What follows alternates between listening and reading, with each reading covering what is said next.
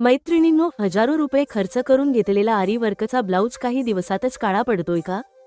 याचे मुख्य कारण म्हणजे आपण वापरत असलेले makeup products, air spray, perfume आणि बॉडी लोशन यातील केमिकल्स मण्यांच्या पॉलिशवर प्रक्रिया करतात आणि चमक घालवतात. हे टाळण्यासाठी आधी मेकअप, स्प्रे आणि लोशन लावून घ्या. ते पूर्ण सुकल्यानंतरच ब्लाऊज परिधान करा. घाम आल्यास ब्लाऊज लगेच घडी घालून न ठेवता सावलीत वाळू द्या.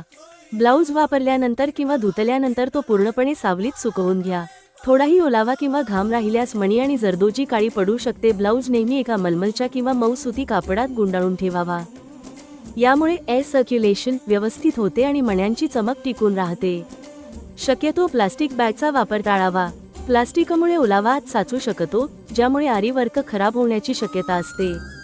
जर वापरायची असेलच तर दर्जेदार झिपलॉक बॅग वापरा आणि त्यातील हवा पूर्णपणे काढून टाका.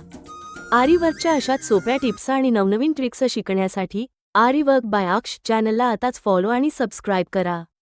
तुमची कला आमची साथ.